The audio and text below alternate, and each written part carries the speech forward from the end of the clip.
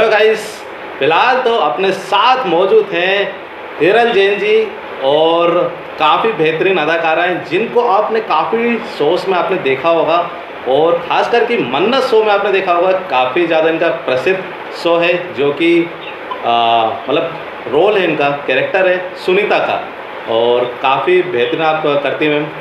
आपका बहुत बहुत धन्यवाद कि आप हमारे चैनल पे आई हैं सबसे पहले तो टाइम निकाल के। मैम मैं आपसे सबसे पहले ये पूछना चाहूँगा कि आपने ये एक्टिंग की शुरुआत आपने मतलब शोज़ में आपने कैसे करी, आप प्लीज़ थोड़ा बता सकते। मैंने एक्टिंग की शुरुआत की थी राजस्थान से, बिकॉज मैं राजस्थान से बिलोंग करती हूँ। तो वहाँ पे कोई टीम आई थी शूट करने के लिए हमारे उधर ही। तो फिर वहाँ पे मेरे पापा ने बात की थी, बिकॉज मुझे एक्टिंग में इंटरेस्ट था थोड़ा। तो फिर उनको एक छोटे से कैरेक्टर की ज़रूरत थी, तो फिर मैंने किया वो कैरेक्टर और फिर सबको पसंद भी आया। तो उसके बाद में सबने बोला कि तुमको आगे करना चाहिए, तुमने अच्छा किया। तो मेरे पापा ने फिर बाद में मुझे सपोर्ट किया, मेरे लिए मेहनत करते थे। तो मैं राजस्थान में थोड़ा थोड़ा एकदम बहुत छोटा छोटा बहुत कम काम किया, लेकिन हाँ वहाँ से स्टार्ट कर दिया था मैंने। फिर मैंने आके एज यू नो ऑडिशन दिए, प्रोडक्शन हाउस के चक्कर काटे, फिर धीरे धीरे काम मिलना स्टार्ट हुआ। अच्छा, मतलब आपने वहाँ से सीखना स्टार्ट किया और फिर आप इधर मुंबई आई हैं, आपका मतलब आपने इधर पे सोर्स किए हैं। जी जी हाँ, वहाँ पे लाइक जैसे मैंने कोई एक्टिंग क्लास ज्वाइन नहीं किया था, तो आप ये समझ लीजिए कि मेरी वो एक्टिंग क्लास ही थी। मेरा बेस वहाँ से बन गया, मुझे कैमरा नॉलेज वहाँ पे हो गया, डायलॉग डिलीवरी कैसे देनी है वो उन चीज़ों की मुझे काफ़ी हद तक नॉलेज हो गई और मैंने बहुत सीखा है वहाँ काम करके। और यहाँ भी काम करके मैंने बहुत सीखा है और अभी भी मैं कुछ ना कुछ सीखती रहती हूँ। मैम आपने ये मन्नत में आपको रोल किस तरीके से आपको मिला है, आप या फिर आप एक मॉक शूट जो आप करते हैं, मतलब आप करते हैं जैसे कि प्रोड्यूसर के पास आपके पास पहले से ऑडिशन रहता है और आपका पोर्टफोलियो पहले से रहता है, जब आप इतने सारे काम कर लेते हैं तो आपको किस तरीके से आपको मिला सोर्स और क्या?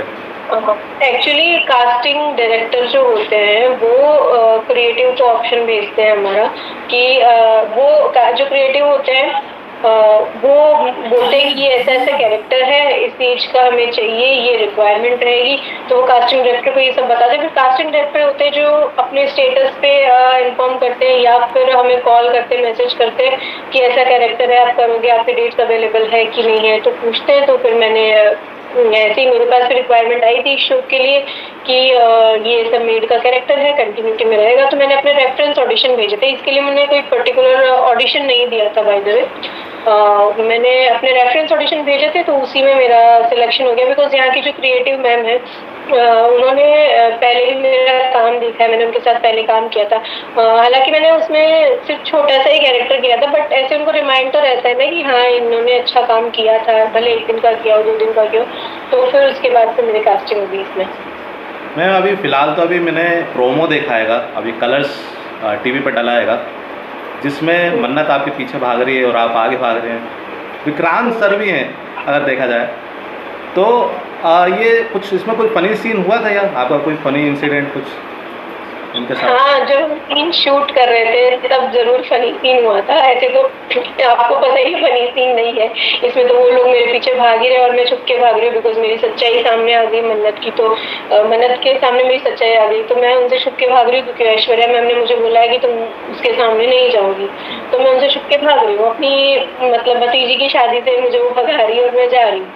तो ऐसा सीन और फनी सीन ऐसा हुआ कि जब हम लोग सीन शूट कर रहे थे तो मैं भाग रही हूँ, मेरे पीछे विक्रांत सर भाग रहे हैं, उनके पीछे मन्नत भाग रही है। तो वो मस्ती करने के चक्कर में बहुत तेज भागने लग गए, तो मुझे और तेज भागना पड़ा। आपके साथ यही एक सीन फनी सीन हुआ है आपके साथ, मतलब जो विक्रांत सर जो आपके पीछे भाग रहे हैं और आप तेज भाग रही थी कि वो तेज भाग रहे थे क्या? एक्चुअली नॉर्मल भागने के लिए बोला था सर ने, बट वो सर ना विक्रांत सर मस्ती में तेज भागने लग गए। सर ने बोला था, डायरेक्टर सर ने बोला था कि बहुत दूर तक भागना है, तो वही मैं भाग रही थी तो सर मेरे पीछे पीछे तेज भाग रहे थे। तो फनी सीन ये हुआ कि जैसे टीवी हम लोग मूवीज नहीं देखते तब भागते भी जाते हैं, कुछ बोलते भी जाते हैं, तो मैं उनको भागते भागते बोल रही थी, वो पीछे से भाग रहे थे। मैं बोल रही सुनीता करके ऐसे भाग रहे थे। मैं बोलती सर इतना तेज मत भागो, इतना तेज भागोगे तो मुझे और तेज भागना पड़ेगा। तो वो बस हमारा वही एक फनी मोमेंट था कि हम लोग सीन करते करते टाइम भी लाइक उसमें हमारी मस्ती चालू थी ऐसा। मैं आपका एक सेकेंड, आपका फ़नी सीन जो है वो काफ़ी ज़्यादा है अगर देखा जाए, मतलब शो में थोड़े थोड़े भी अगर आप देखा जाए, जैसे कि कोई लड्डू वाला एक था जिसमें आप मन्नत के कमरे में गई थी, वो पिन्ने के लड्डू, और वैसे पिन्ने के लड्डू होते क्या आपको पता है? मेरे को आई थिंक मैं सर्च मारा, मेरे को गूगल पे मिला नहीं मेरे को। वो पंजाबियों में जो पंजाबी रहते हैं वो लोग सर्दियों में जो लड्डू खाते हैं तो उनको पिन्नियाँ बोलते हैं, लाइक उसमें सब ड्राई अच्छा फ्रूट वगैरह ये सब रहते हैं, तो वो एक्चुअली उन्हीं को घी वगैरह डाल के आई थिंक वैसे बनाते हैं, तो उनको पिन्नी बोलते हैं। अच्छा तो अच्छा। एज ए कैरेक्टर मुझे ऐसा बताया कि डम बताया कि मुझे कुछ नहीं पता, तो इसके लिए मैं उनको पूछती हूँ कि पिन्नी क्या है, तो जयश्वरी मैम मैं उनको पूछती हूँ कि पिन्नी क्या है, तो वो बोलती कि मेरा सर। तो मेरा वो एक कॉमेडी मूवमेंट था, तो वो अच्छा था।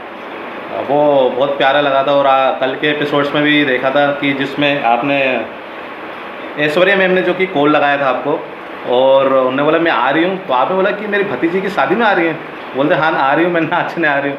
वो काफ़ी प्यारा सीन था। आपके हर एक की आपको मैं बताऊँ तो आपके मूवमेंट्स जो हैं, मतलब सीन्स जो हैं, एक्सप्रेशंस जो हैं, वो काफ़ी, मैं आपको बताऊँ, क्यूट और मूवमेंट्स मतलब क्यूट और फनी लगते हैं मेरे को। और थैंक यू। काफ़ी वो अच्छे। कैरेक्टर ऐसा है कि ना कि थोड़ा उसको डम बताया है, फिर बाद में वो ऐसी सिचुएशन, अब वो उसको इतना ज्यादा पता नहीं, तो वो सोचती कि भाई मेरे को जाने के लिए बोल रही है, अब क्या आ रही है, बना क्या वो हल्दी अटेंड करने के लिए आ रही है क्या? तो इसके लिए वो राइटर्स ने ऐसा लिखा है ताकि थोड़ा थोड़ा बीच में कॉमेडी का चंक ऐड होता है, बिकॉज एकदम पूरा सीरियस सीरियस सीरियस सीरियस भी होता है ना, तो भी पब्लिक को पसंद नहीं आता, तो हल्का फुल्का भी थोड़ा क्या बोलते हैं कि कॉमेडी का पंच मिलता रहता है ना, तो ऑडियंस को अच्छा लगता है बीच बीच में। और एक उसके पहले भी एक हुआ था, जब मैं फोन करती हूँ तब ऐश्वर्या मैम बोलती है कि सुनीता अगर तुमने अभी फिर से पैसे मांगने के लिए फोन किया, हाँ पैसे मैं तुमको दूंगी, मैं तुम्हारा भरता बना दूंगी।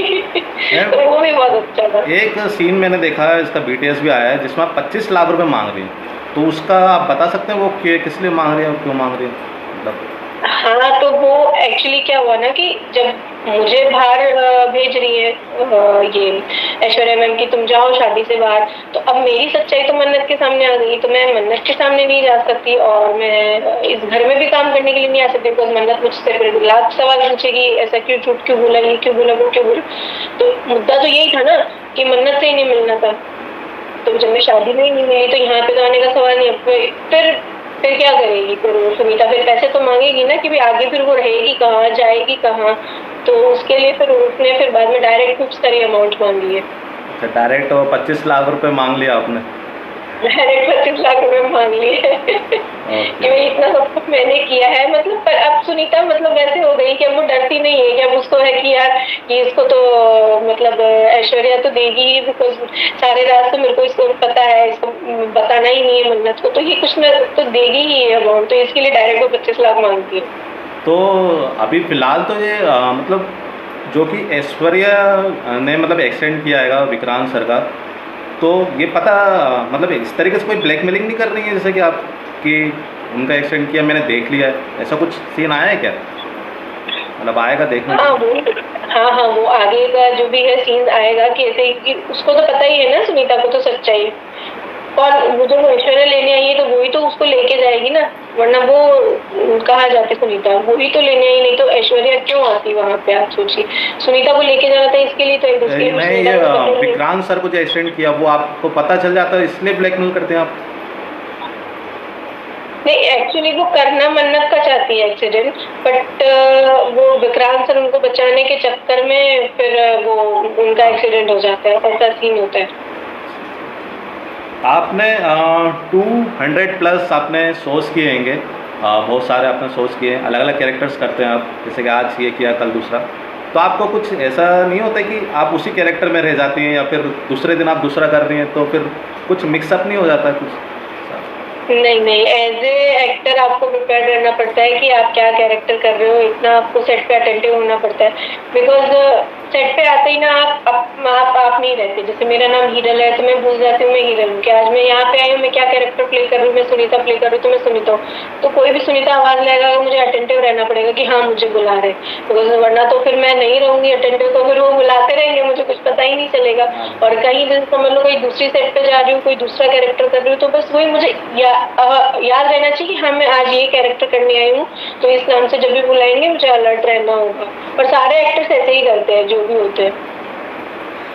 मन्नत मन्नत जी और विक्रम, मतलब आयशा आयशा सिंह जी और अदनान जी, ये आपके सपोर्टिव एक्टर हैं, मतलब किस तरीके से हैं, मतलब प्योर सोल बोल सकते हैं मीन्स मैं आयशा जी तो मेरे हिसाब से काफ़ी ज़्यादा बेटर है और प्योर सोल तो है ही, उनकी तो कोई अलग ही बात है कि काफ़ी इंटरव्यूज़ मैंने उनके देखे हैं, काफ़ी दिल के साफ़ हैं वो, अगर देखा जाए आपके साथ मतलब आप सपोर्टिव हैं क्या? जी, बहुत अच्छे हैं दोनों एक्टर्स, इवन सारे एक्टर बहुत अच्छे हैं, बट वो दोनों भी बहुत अच्छे हैं। आयशा मैम का मैं आपको बताती हूँ कि जब मैं सीन कर रही थी, सबसे पहले जब मैं उनसे मिलती हूँ तो मटके वाला सीन होता है, फर्स्ट मुलाकात हम दोनों की वहाँ पे बताते हैं सीरियल में। तो जो मटका था ना, वो एक्चुअल में खाली था, बट फिर भी वो भारी था। तो आपको पता है, जब सीन करना था, सिर्फ इतना सा सीन था कि मैं मटका उनको दे रही हूँ पानी का, लेकिन वो सीन करने में आधा घंटा लग गया था और मैंने मटका पकड़ा हुआ ही था अपने हाथ में और एक ही पोजीशन में पकड़ा रहना था, ताकि ये जो रिंग मैंने पहन रखी है, रिंग तो ये रिंग बेसिकली उनको ऐसा था कि व्यूअर्स को ऐसे दिखाना कि ये रिंग इसने पहन रखी है, देखने वाली होगी, ऐसा ऐसा। तो उस शॉट में मेरा हाथ ना बहुत पेन होने लग गया, तो मैम ने बीच में जब कट हो रहा था तो वो सपोर्ट कर रही थी मुझे, ताकि मुझे वेट नहीं लगे, बिकॉज वो ऐसा समझते हैं। अभी भी जब भागने वाला सीन था, तभी भी ऐसा हो रहा था कि मैं 3-3 बैग लेके भाग रही हूँ। तो मैम ने आई और मैम आके मुझसे 2 बैग ले ली। मैंने बोला मैम नहीं, आप मत लो, सेटिंग वाले जो भी होते हैं हमारे आके ले लेंगे। बोले नहीं नहीं मैम, दे दो, आप इतनी देर से इनको लेके भाग रहे हो।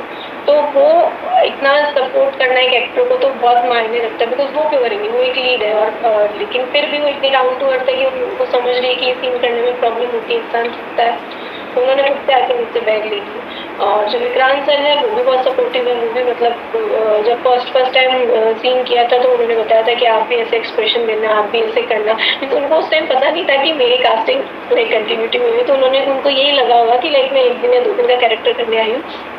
तो वो उन्होंने फिर भी इतने अच्छे से बात की और सेट पे भी काफ़ी जैसे अच्छा माहौल रखते हैं, लाइट माहौल रखते हैं सर, तो अच्छा लगता है सर। आप बोल रहे हैं कि वो बैग लेकर आप भाग रही थी, तो उसमें क्या सही में रियल में कपड़े वगैरह या भारीपन रहता है वो? नहीं, एकदम भारी नहीं रहता, बट उसमें कुछ तो कपड़े या कुछ तो सामान डाला हुआ रहता है, ताकि वो एकदम खाली ना दिखे। तो बिकॉज फील कुछ भी लगे, नहीं तो रहेगा फील तो हो। आपको भी पता है, कुछ भी नहीं रहेगा तो आपको भी पता है कि वो अजीब सा लगता है, पता चलता है साफ की खाली है। तो कुछ तो सामान उसमें रखना ही पड़ता है और लेकिन अब कंटिन्यू आपको उसको लेके भागना, एक बार में तो सीन होता नहीं, कभी किस एंगल से शॉट लेते, कभी किस एंगल से शॉट लेते और उनको कंटिन्यू जैसे अगर आपने एक लेवल से यहाँ से शुरू किया, फिर आप यहाँ से शुरू किया और यहाँ तक गए हो, तो जब कट होगा तो आपको फिर से वापस यहाँ पे आना पड़ेगा। तो उतनी देर के लिए आपको होल्ड तो करना ही पड़ेगा होल्ड। तो फिर उसमें दिखता है तो सब कुछ ना कुछ सामान तो डाल के रखना पड़ता है। ऐश्वर्या मैम के साथ आपका काफ़ी ज़्यादा सीन देखने को मिलता है, काफ़ी फ़नी सीन देखने को मिलता है। उनके साथ कुछ फ़नी इंसिडेंट या फिर कुछ सपोर्टिव एक्टर कैसे हैं वो आप बता सकते हैं? उनके साथ फनी इंसिडेंट तो नहीं हुआ, बट हाँ वो एज ए एक्टर वो भी बहुत सपोर्टिव है। जब हमारा कोई सीन होता है तो ऑब्वियसली कभी कभी ऐसा होता है कि हम डायलॉग भूल जाते हैं, और वो एज ए सीनियर एक्टर वो बहुत अच्छे एक्टर है। तो वो बोलती कि बेटा ऐसे नहीं, ऐसे करना था ना, तो बहुत प्यार से बोलती। तो उनके साथ भी काम करना मुझे बहुत अच्छा लगता है, बिकॉज ज़्यादा सीन्स मेरे मन्नत के साथ में और ऐश्वर्या मैम के साथ में ही रहते हैं मेरे सीन। तो उनके साथ काम करना बहुत अच्छा लगता है। जब मैं अच्छा करती हूँ तो सामने से आके बोलते भी हैं, चाहे कोई भी करो, चाहे आयशा मैम के साथ में, चाहे विक्रांत सर के साथ में, या फिर ऐश्वर्या मैम के साथ में, सब बोलते हैं। अगर अच्छा करते सब बोलते हैं अच्छा किया। इवन मैंने डांस का भी थोड़ा सा किया था, बहुत थोड़ा सा था मेरा, बिकॉज वो ज़रूरी था कि मैं भाग रही हूँ, तो वो मन्नत मुझे पकड़ के लेके आ रही। तो उसमें भी मैम ने सर ने दोनों ने बोला था कि ये डांस कर, जबकि मैंने बहुत थोड़ा सा किया था।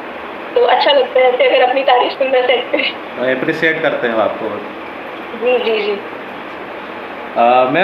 मैंने ये रिश्ता में भी देखा था, जब से मैंने मन्नत आपका देखा है, मैंने शो में जब से आप आई हैं, ये रिश्ता में मैंने जब शिवानी वाला इंसिडेंट, जब आप ऋषिकेश से आई थी केयर टेकर बन के ले जा रही थी, तब भी मैंने पहचान लिया था। यानी कि आप सोचिए, आपकी मन्नत से आपको मेरे हिसाब से शायद ज़्यादातर तो आपको पहचान मिली आई थी जी, मन्नत से मुझे बहुत पहचान मिली। अब तक का मेरा सबसे बड़ा कैरेक्टर था और सबसे अच्छा कैरेक्टर, जिसमें मेरे हर इमोशंस है। लाइक पहले मैं डरती हूँ और रोती हूँ कि मुझे ऐसा नहीं करना, और फिर उसके बाद में अब मैं एकदम लाइक बोलते ना प्रो हो गई हूँ, तो मैं ऐश्वर्या मैम को डरा रही हूँ।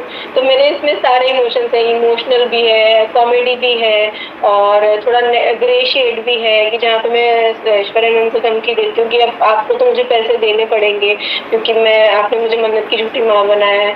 तो लाइक मेरे इसमें सारे इमोशंस है और हर बार राइटर ने बहुत अच्छा लिखा है सुनीता के कैरेक्टर के लिए, तो लोगों को काफ़ी पसंद आ रहा है ये कैरेक्टर। देखा जाए तो मन्नत शो सबकी मन्नत पूरी कर रहा है, जैसे कि ऐसा एक तरीके से देखा जाए मेरा चैनल भी मन्नत से ही चल रहा है। किस्मत मतलब मन्नत सही एक नाम दिया है, मन्नत काफ़ी बेहतरीन है, प्यारा लगा नाम। और जिस तरीके से सब आप ये बताइए कि अभी तो शूट इतना गर्मी है, बहुत ज़्यादा हीट वेव है, तो आप मुंबई में काफ़ी ज़्यादा गर्मी है, तो कैसे शूट आप करते हैं कुछ बताएं? जी, हमारा जो सेट है वो पूरा एयर कंडीशन है, तो कोई प्रॉब्लम नहीं होती मुझे। हाँ, कभी एक्सटीरियर शूट रहता है तब प्रॉब्लम होती है, और वो इस वजह से होती है बिकॉज़ मेकअप के साथ में आर्टिस्ट को शूट करना बहुत प्रॉब्लम हो जाता है, बिकॉज़ मेकअप बार-बार में खराब हो जाता है, उसको बार-बार टचअप की ज़रूरत रहती है। पसीने से निकल जाता है मेकअप, और स्क्रीन पे आपको पता है कि अच्छा दिखना ज़रूरी है, ऐसे ही नहीं दिखा सकते, और बहुत सारी चीज़ें होती हैं, और तबीयत भी खराब हो जाती है गर्मी में शूट करने से। बट बाहर का जो सीन होता है तो ही प्रॉब्लम होती है, अदरवाइज कोई प्रॉब्लम नहीं होती, बिकॉज आर्टिस्ट को मेकअप रूम भी दिया जाता है, एसी रूम में हम लोग बैठते हैं, तो तब कोई प्रॉब्लम नहीं होती। मैम आप ये बताइए कि जो BTS जो डलते हैं उसमें लोगों का बहुत सा सवाल है, मैंने भी जवाब दिया था उस चीज़ के। लोग आप बोलते हैं कि BTS पहले डल जाएगा तो एक्साइटमेंट ख़त्म हो जाएगी और TRP में भी असर होगा, ऐसा कुछ होता है क्या? जी, ऐसा होता है, बिकॉज़ क्या होता है कि अगर आपने जो सीन चल रहा है वो पहले ही आपने पोस्ट कर दिया, तो फिर ऑडियंस क्यों देखेंगे? उनको तो पहले से स्टोरी पता रहेगी, बिकॉज़ कभी-कभी क्या होता है ना, कई लोग ऐसे होते हैं जिनको टाइम नहीं रहता पूरा-पूरा टीवी शो देखने का, वो थोड़ी-थोड़ी हाइलाइट देख लेते हैं तो उनको पता रहता है। बट फिर टीआरपी कैसे आएगी अगर आपने पहले ही सब कुछ पोस्ट कर दिया तो? जब टीआरपी नहीं आएगी तो शो कैसे चलेगा? बिकॉज़ टीवी शोज़ जो भी होते हैं वो टीआरपी पे डिपेंड करते हैं, चाहे कितनी भी अच्छी स्टोरी हो, कुछ भी हो, बट टीआरपी नहीं आएगी तो शो को बंद करना पड़ता है। तो मतलब इससे BTS से TRP पे असर होता है इंक्रीज़ होने के लिए, मतलब कोई सीन जो है पीछे के भी दिखते हैं सब? थोड़ा-थोड़ा अगर कुछ मीन्स मतलब अपलोड किया जाए, जिससे ऑडियंस को ऐसा लाइक लगे कि यार अब इसमें क्या होने वाला है, थोड़ा सस्पेंस होना चाहिए।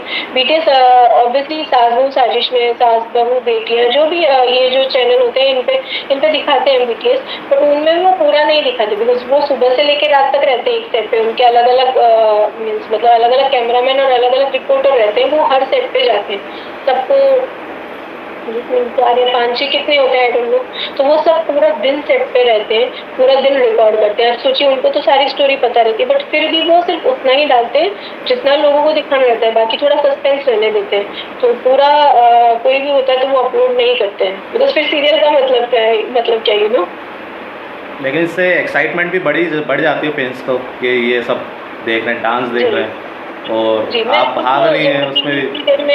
जब मैं खुद टीवी सीरियल में काम नहीं करती थी, मैं जब राजस्थान में रहती थी, मैं खुद डेली देखती थी, मुझे भी शायद सारे शोज में क्या होने वाला है, क्या होता है, और अब जब मैं खुद अब अपने आप को उसमें देखती हूँ तो मुझे बहुत अच्छा लगता है कि यार एक टाइम था जब मैं इसको छोड़ती नहीं थी, मैं देखती थी सारे सीरियल की स्टोरी, अब मैं खुद आ रही हूँ उसमें। मैं आप बताएं कि आपके फेस का ग्लो का राज क्या है? कुछ आप हेल्दी ड्रिंक्स लेते हैं समर्स में, कुछ कैसे केयर आप अपनी करते हैं कुछ? मैं अभी जो खैर मेकअप से अच्छा लगता है फेस, इतना ज़्यादा मेरा अच्छा नहीं है फेस, सीरियसली बताऊँ तो मेरा फेस खराब हो गया था, नहीं मैम सही में अच्छा है। मेकअप की वजह से ही खराब हो गया था। तो केयर इसका ये है कि जब आप मेकअप कर रहे हो तो उसको अच्छे से, सबसे पहले मेकअप लगाने से आप अगर अच्छे दिखते हो तो मेकअप को आपको निकालना भी अच्छे से चाहिए, तो उसको क्लीन अच्छे से करना पड़ता है। प्लस उसको लाइक फेस को अच्छा रखने के लिए आप कोई ऑयली फूड ये सब मत खाओ तो ज़्यादा सही रहता है। और वो भी है, आप जंक फूड वगैरह अगर कम खाओगे, हेल्दी ड्रिंक ज़्यादा लोगे, जैसे समर्स में और कुछ नहीं, जैसे आप दही छाछ प्रॉपर खाओगे वो ज़्यादा अच्छे होते हैं, तो आई थिंक स्किन अच्छी बनी रहती है। मैम आपने हिबा नवा मैम के साथ भी काम किया है झनक में?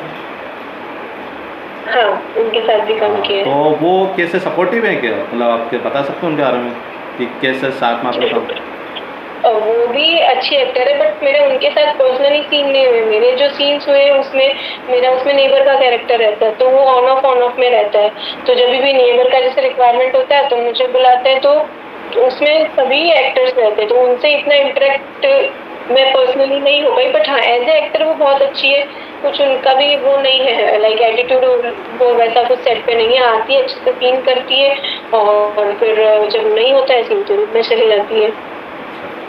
मैम आप सबको ये बता दीजिए कि लोग आप बोलते हैं कि टीआरपी इंक्रीज़ नहीं हो रही, टीआरपी इंक्रीज़ नहीं हो रही है। आप इनको आप बताइए कि शोज़ तो देखें, मतलब टीवी पे कुछ आप फैंस को कुछ जी बोलना चाहें? पहले क्या होता था ना कि पहले यूट्यूब पे या फिर किसी ऐप पे ये नहीं रहते थे, बहुत टाइम पहले ये शो सिर्फ टीवी पे ही देखे जाते थे। अभी क्या हो गया है ना कि आप कहीं से बीटीएस देख लेते हो, कहीं से आप किसी ऐप पे देख लेते हो टीवी, ठीक है। अभी जैसे हॉटस्टार पे है तो उसमें एक दिन पहले का भी दिखा देते हैं, लाइक सुबह ही आ जाता टीवी पे टेलीकास्ट होने से पहले ही। तो आजकल फिर टीआरपी अलग अलग जगह से कलेक्ट करनी पड़ती है, पहले सिर्फ टीवी से ही होता था। तो अभी भी लेकिन मेन तो टीवी है, बिकॉज टीवी शो है तो टीवी पे जितनी टीआरपी आएगी उससे ज्यादा प्रॉफिट होता है प्रोड्यूसर्स को, मेकर्स को। तो वहां पे जब टीआरपी आती है तब उनको भी लाइक आप समझो कि जब टीआरपी वहां से आएगी तब उनको पैसे मिलेंगे, उनको पैसे मिलेंगे तो हम लोगों को पैसे देंगे। अगर उनको ही समझ लो टीआरपी नहीं आएगी, पैसे नहीं मिलेंगे, तो फिर शो कैसे चलाएंगे वो। तो इसके लिए शो देखना बहुत ज्यादा जरूरी कि आप शो देख के बैठ के आराम से अपने फ्रेंड्स और फैमिली और फ्रेंड्स को भी बताएं कि ये शो देखें, बिकॉज ये शो अभी बहुत अच्छा चल रहा है। मैंने देखा है कि मैम कि शो का जो है काफ़ी अच्छा बजट है। पहले हेलीकॉप्टर भी दिखाया जाएगा शो के अंदर, काफ़ी गुरुद्वारा और लोकेशंस दिखाया। इसमें अब दो चार लोकेशंस क्यों, मतलब क्यों दिखाते हैं, मतलब सेट के अंदर ऐसे मेरे इस ग्रीन स्क्रीन का भी यूज़ किया जाता है। अभी कार में अभी मन्नत और विक्रांत गए थे वो, तो आप बता सकते हैं कि इसमें, क्योंकि लोगों का ये सवाल है कि पहले ऐसा दिखा रहे थे और अब ऐसा क्यों दिखा रहे हैं, इतना बड़ा शो होने के बावजूद भी।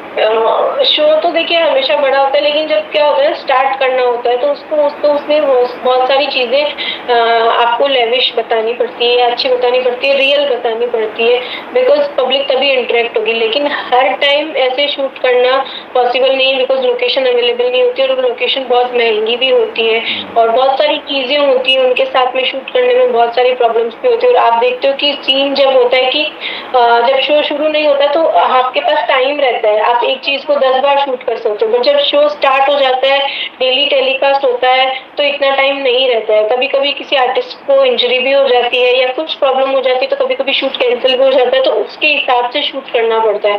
तो आपको जैसे फर्स्ट स्टार्ट किया वैसे ही एंड तक आप नहीं लेके जा सकते। तो यही रीजन होता है मेन, बिकॉज टाइम नहीं रहता है इतना। तो इसके लिए जो लोकेशन अवेलेबल रहती है उसी में क्रोमा लगा के या फिर कैसे भी एडजस्ट करके शूट किया जाता है। Ma'am thank you so much, आपने इतना समय दिया और आपने चैनल पे आया, आपने हमारा शोभा बढ़ा दी कोई चैनल की। थैंक यू सो मच आपका आने के लिए। हाँ, फिर वापस आप आइएगा और फिर से इंटरव्यूज़ का कभी कुछ होता आप प्लीज़ आ जाइएगा।